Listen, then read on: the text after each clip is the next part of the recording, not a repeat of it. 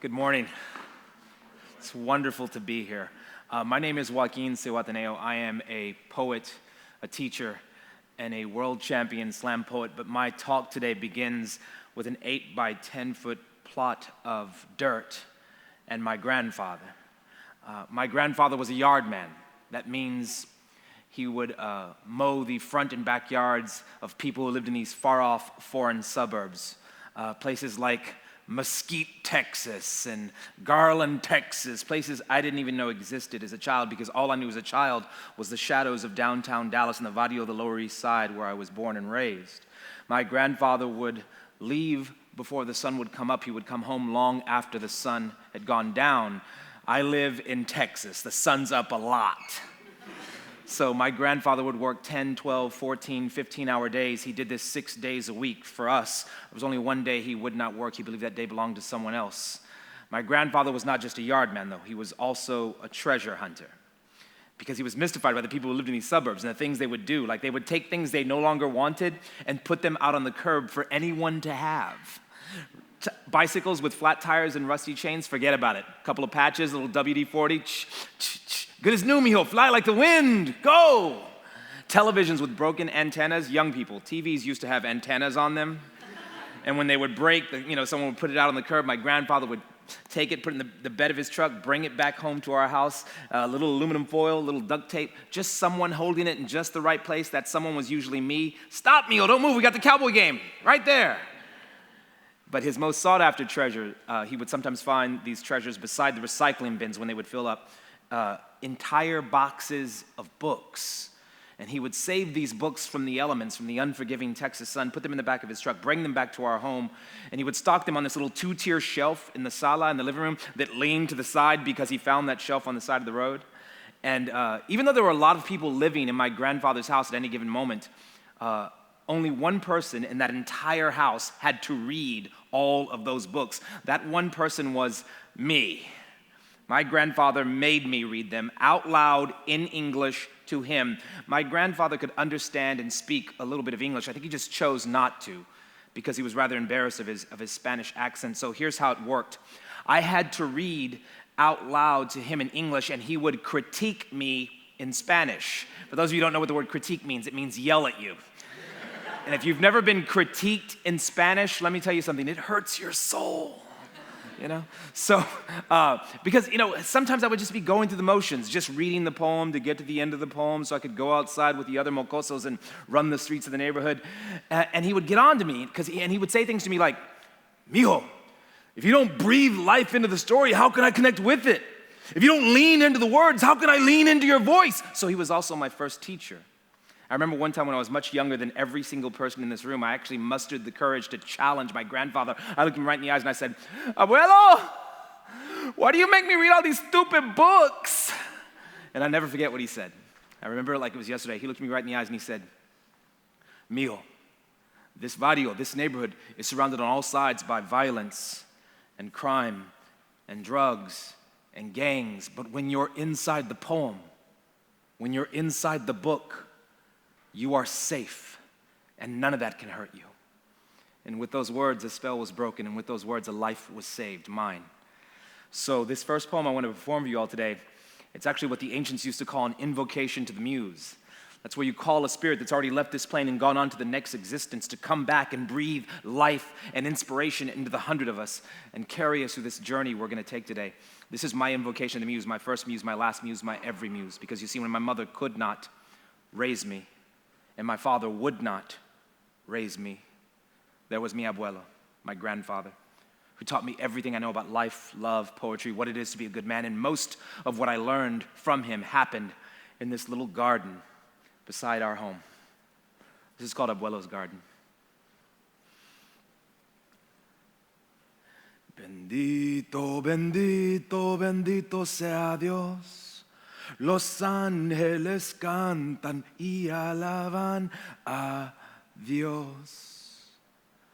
Memories of my grandfather's garden come back to me differently than other child of the hood memories.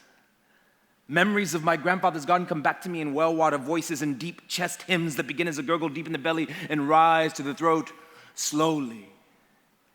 I remember little, of the day my friends jumped me in. I remember fist flailing and afterwards those deep, fleshy embraces only Latinos know how to give. But grandfather's garden comes back to me with aromas, with taste, with corridos sung to the sun and novenas sung to the moon, thanking both sides of life, the light and the dark, for their bountiful harvest. Ay, Dios mío.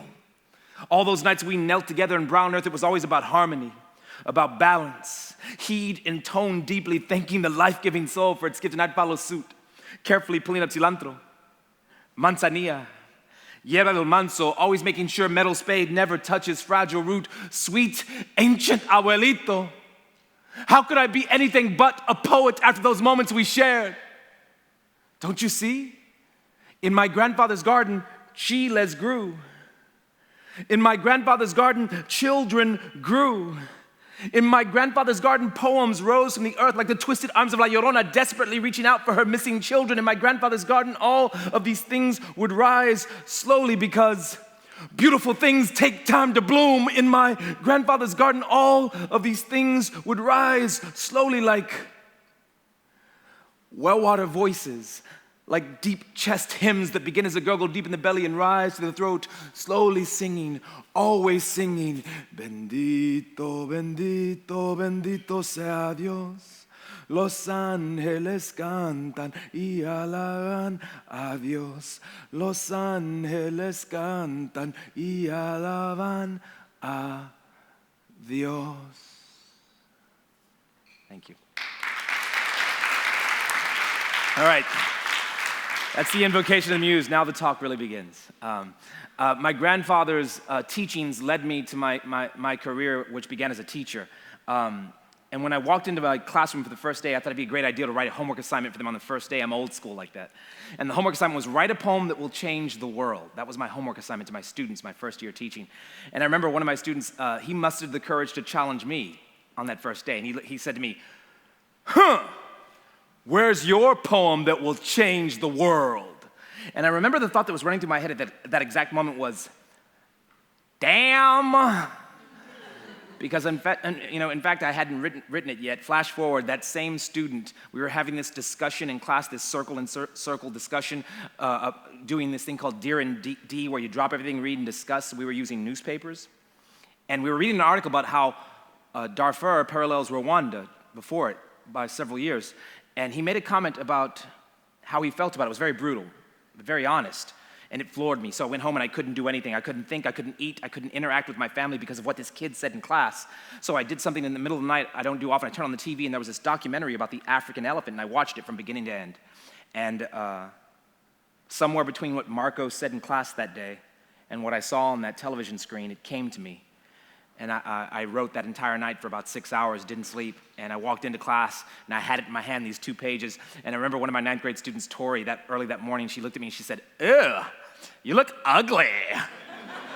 And I said, I know, it's Marco's fault, but I have it. And she's like, what? And I said, the poem. I think this is the one that will change the world, and I'm hoping that this is the poem that will change the world, at least 100 college students at a time anyway. This is called Elephant.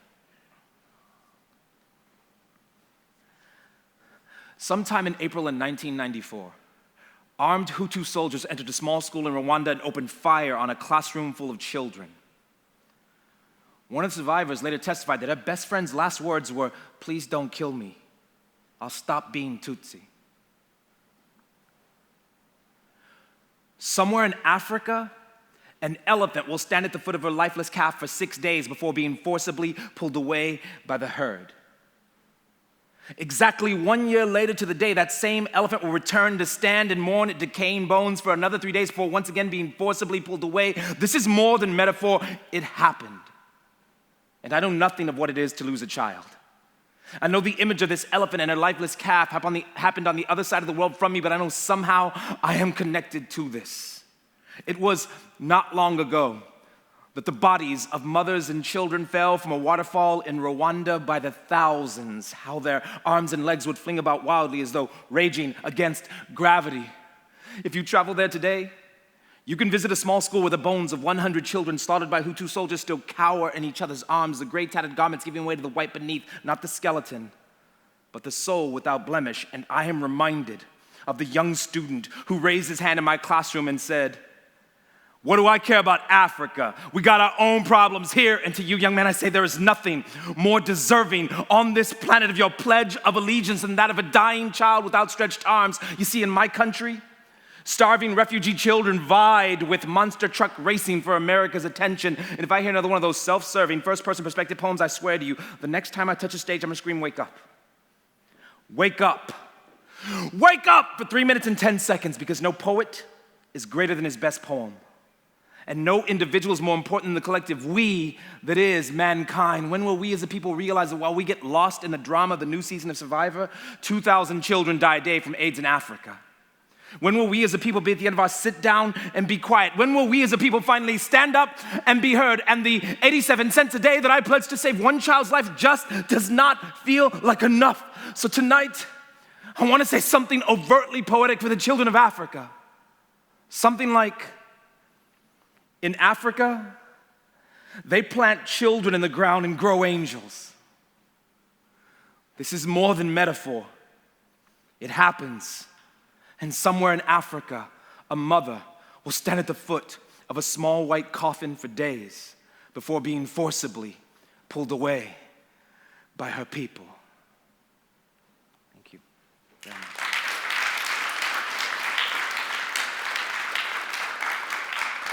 But I've gotten to the point now when I'm writing poetry that I've developed other goals as well. Yes, we all want to write the poem that will change the world, but we have other goals as well as poets and as artists. And I think now sometimes one of my goals when I'm writing is simply to just write a poem that makes someone smile, that makes someone laugh. This next poem, it makes my wife smile, and it makes my wife laugh. And I want to share it with you all today because, if you smile during this poem, if you laugh during this poem, I think I've achieved my goal for this poem. This poem is called The Bride Sister from 16 Candles, and it's for my wife.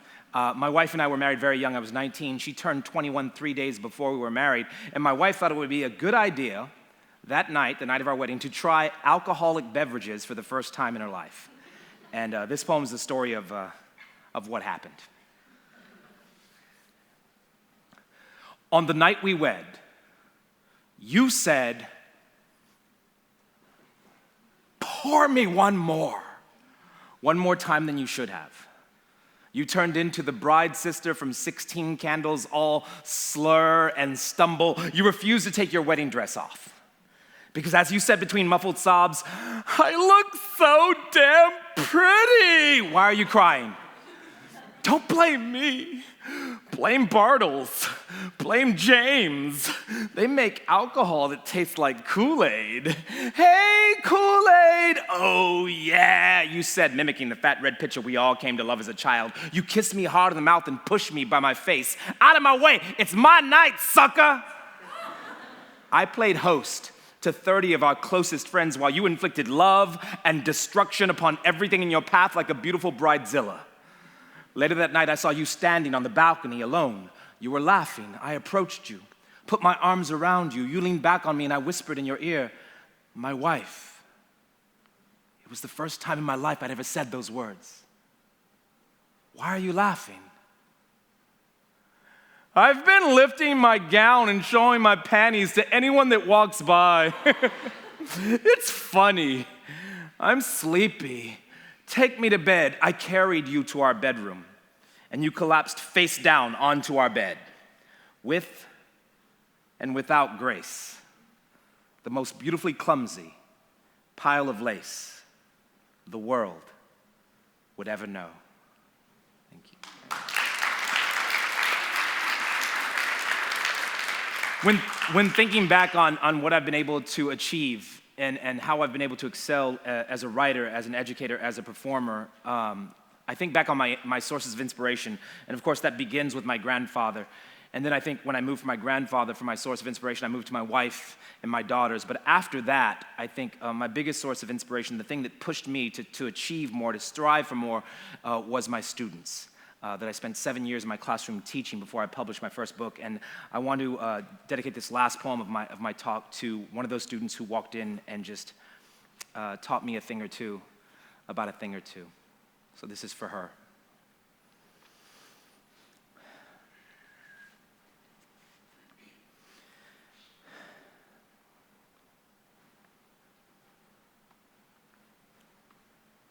for Carrie, who was diagnosed 5 years before she walked into my classroom.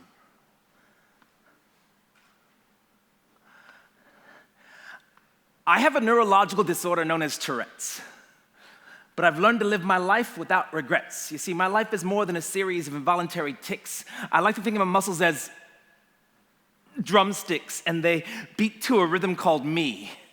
It has taken me the last 5 years of my life to see that this syndrome will not define me, for I am like a Whitman poem or a hieroglyphic symbol for infinity. I too am untranslatable. I too am limitless. One word, 1,000 words, one movement, 1,000 movements could not begin to define me. I used to wish that I didn't have Tourette's.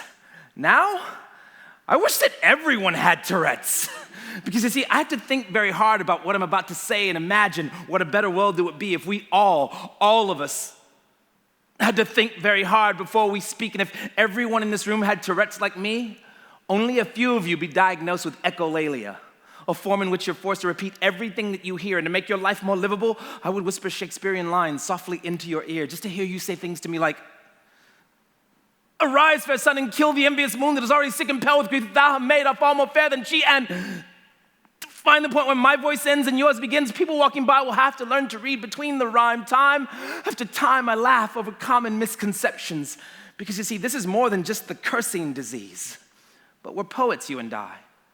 So it's our job to find beauty in the things most people find ugly, to turn curses into blessings. And believe me, if you've never heard anyone shout from the innermost core, "Oh, damn, I love you," then you've never heard it said the way it was meant to be said before. In the end, we're not so different, you and I. We live our lives like the poems we write, some days filled with joy and light, others with pain and gloom, but I will scream my lungs out until my voice fills every single corner of this room, just to get you to see that I may have Tourette's, but Tourette's could never have, will never have anything as brilliant and beautiful